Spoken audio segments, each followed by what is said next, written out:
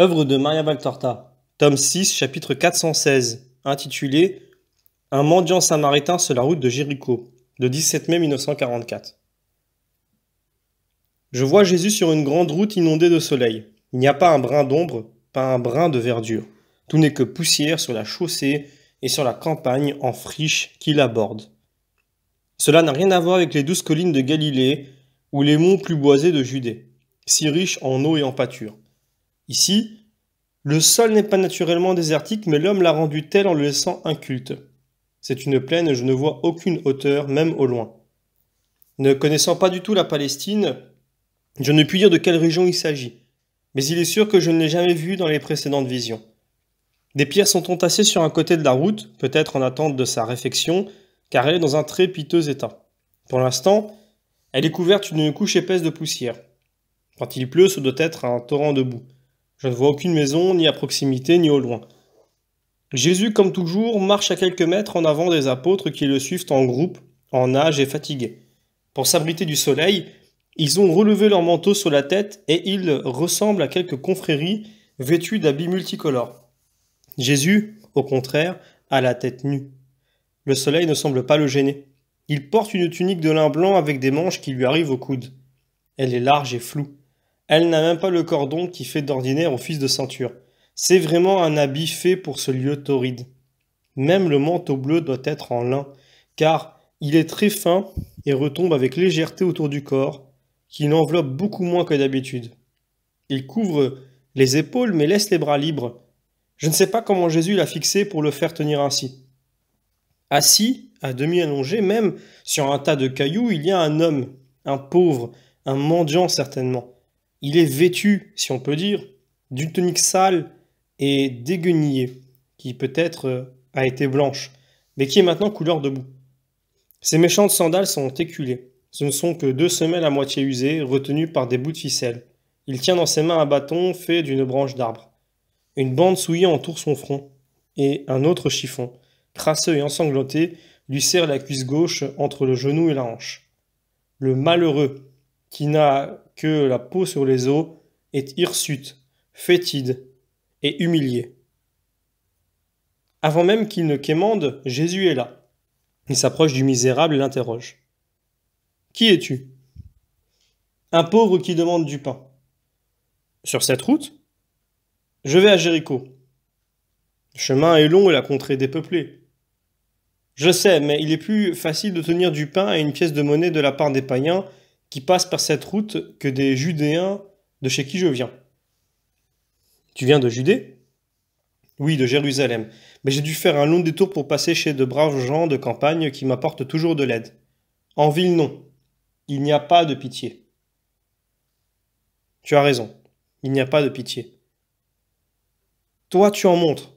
Tu es judéen ? » ?»« Non, je suis de Nazareth. » Autrefois, les Nazaréens avaient mauvaise réputation, mais aujourd'hui, il faut reconnaître qu'ils sont meilleurs que les habitants de Juda.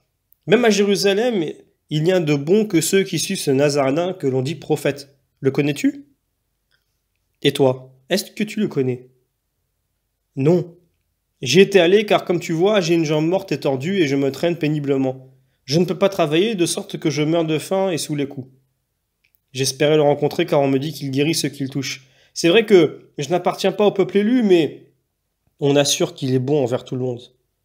On m'avait informé qu'il se trouvait à Jérusalem pour la fête des semaines. Mais moi je marche lentement. On m'a frappé et j'ai été malade en route. Quand je suis arrivé à Jérusalem, il était parti parce que, m'a-t-on dit, les Juifs l'ont maltraité lui aussi. Et toi, ils t'ont malmené ? Toujours. Seuls les soldats romains me donnent du pain. Et que dit-on dans le peuple à Jérusalem de ce Nazaréen ? Que c'est le Fils de Dieu, un grand prophète, un saint, un juste. Et toi, qui penses-tu qu'il soit ? Moi, je suis un idolâtre, mais je crois qu'il est le Fils de Dieu. Comment peux-tu croire cela puisque tu ne le connais même pas ? Je connais ses œuvres. Seul un Dieu peut être bon et parler comme lui. Qui t'a rapporté ces paroles ? D'autres pauvres, des malades guéris, des enfants qui m'apportaient du pain. Les enfants sont bons, et ils ne savent rien des croyants et des idolâtres. Mais d'où es-tu? Réponds. Moi je suis comme les enfants. N'aie pas peur. Sois seulement sincère. Je suis samaritain. Ne me frappe pas. Je ne frappe jamais personne. Je ne méprise personne. J'ai pitié de tout le monde. Alors tu es le rabbi de Galilée. Le mendiant se prosterne, tombe comme une masse, le visage dans la poussière en bas de son tas de cailloux devant Jésus. Relève-toi. C'est bien moi, ne crains rien. Relève-toi et regarde-moi. Le mendiant lève la tête en restant toujours à genoux, tout recroquevillé à cause de sa difformité. Donnez à manger et à boire à cet homme, ordonne Jésus aux disciples qui sont survenus. C'est Jean qui lui tend de l'eau et du pain. Aide-le à s'asseoir pour qu'il soit commodément installé. Mange, frère. Au lieu de manger, l'homme pleure. Il regarde Jésus avec les yeux d'un pauvre chien perdu qui, pour la première fois, se voit caressé et rassasié par quelqu'un qui a pitié. Mange, répète Jésus en souriant. Le malheureux mange entre deux sanglots et les larmes imprègnent son pain, mais dans les larmes il y a aussi un sourire. Il se rassure tout doucement. Qui t'a fait cette blessure? Demande Jésus en touchant du doigt la bande souillée du front. C'est un riche pharisien qui m'a renversé exprès avec son char. Je m'étais placé à un carrefour pour demander du pain. Il a envoyé sur moi ses chevaux, si vite que je n'ai pas pu m'écarter. J'ai failli en mourir. J'ai encore un trou dans la tête et il en sort du pu.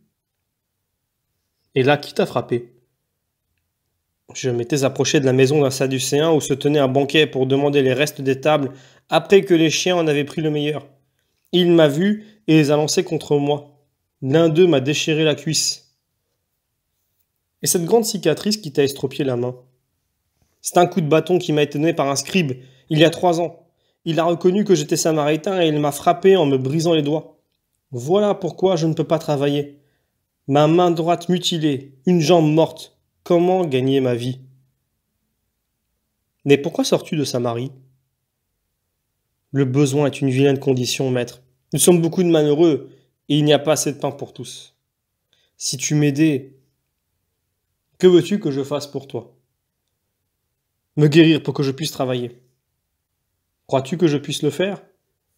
Oui, je le crois car tu es le Fils de Dieu. Tu crois cela? Oui. Toi, un Samaritain, tu le crois? Pourquoi? J'ignore pourquoi. Je sais que je crois en toi et en celui qui t'a envoyé. Maintenant que tu es venu, il n'y a plus de différence d'adoration. Il suffit de t'adorer. Toi, pour adorer ton Père, Seigneur éternel. Là où tu es, là est le Père. Mes amis, entendez-vous. Jésus se tourne vers les disciples. Cet homme parle par la vêtue de l'Esprit Saint qui lui éclaire la vérité. Il est vraiment supérieur aux scribes et aux pharisiens, aux sadducéens cruels, à tous ces idolâtres qui se prétendent mensongèrement fils de la loi. La loi dit qu'après Dieu, il faut aimer son prochain. Or, à leur prochain qui souffre et demande du pain, ces jeunes donnent des coups. Contre celui qui supplie, ils lancent des chevaux et des chiens. Contre celui qui s'abaisse plus bas que les chiens du riche, ils lancent les chiens eux-mêmes pour les rendre plus malheureux encore que l'infirmité ne le faisait. Méprisants, cruels, hypocrites, ils ne veulent pas que Dieu soit connu et aimé. S'il le voulait, il le ferait connaître par les œuvres, comme cet homme l'a dit. Ce sont les œuvres et non les pratiques qui font voir Dieu vivant dans le cœur des hommes et qui mènent les hommes à Dieu. Dis-moi, Judas, toi qui me reproches d'être imprudent, ne devrais-je pas les frapper par ma réprobation? Me taire, faire semblant d'être d'accord, serait ratifier leur conduite, non pour la gloire de Dieu. Je ne puis, moi son fils, permettre que les humbles, les malheureux, les hommes bons s'imaginent que j'approuve leurs péchés. Des païens, je suis venu faire des fils de Dieu. Mais cela m'est impossible s'ils voient les fils de la loi. Ils se prétendent tels, mais ce sont des bâtards. Pratiquer un paganisme plus coupable que le leur. En effet, ces Hébreux ont connu la loi de Dieu, mais maintenant, comme des animaux immondes, ils crachent sur elle de dégorgement de leur passion satisfaite. Dois-je croire que tu es comme eux, Judas, toi qui me réprimandes de dire des vérités, ou bien dois-je penser que tu es inquiet pour ta vie?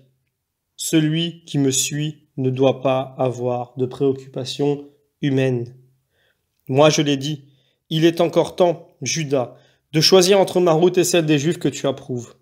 Cependant réfléchis. La mienne mène à Dieu, l'autre à l'ennemi de Dieu. Réfléchis et décide, mais sois franc. Quant à toi, mon ami, lève-toi et marche. Enlève ces bandes. Retourne chez toi. Tu es guéri en raison de ta foi. Le mendiant, il regarde avec étonnement. Il n'ose pas essayer d'allonger la main. Puis il s'y risque. Elle est intacte, redevenue identique à la main gauche. Il laisse tomber son bâton, appuie les mains sur le tas de pierres et fait un effort. Il se lève, il se tient debout. La paralysie qui déformait sa jambe est guérie. Il bouge la jambe, la plie, fait un pas, puis deux, puis trois. Il marche. Il regarde Jésus en poussant un cri et en pleurant de joie. Il enlève la bande de sa tête. Il se tâte du côté de l'occiput, où se trouvait le trou infecté. Plus rien. Tout est guéri. Il arrache de sa hanche le chiffon taché de sang. La peau est intacte. Maître, mon maître et mon Dieu, s'écrie-t-il en levant les bras et en se jetant ensuite à genoux pour baiser les pieds de Jésus. Maintenant, retourne chez toi et crois toujours dans le Seigneur. Et que dois-je faire, mon maître? Que dois-je faire, mon maître et mon Dieu, si ce n'est te suivre, toi qui es saint et bon? Ne me repousse pas, maître. Va en Samarie et parle de Jésus de Nazareth. L'heure de la rédemption est proche. Sois mon disciple auprès de tes frères. Va en paix. Jésus le bénit, puis ils se séparent. L'homme guéri part d'un pas l'est vers le nord en se retournant de temps à autre pour regarder encore. Jésus et les apôtres quittent la route et pénètrent dans des champs incultes vers l'Orient par un sentier qui coupe la grande route et qui ne s'élargit que beaucoup plus loin. Peut-être est-ce la route de Jéricho, je ne sais pas. Fin du chapitre.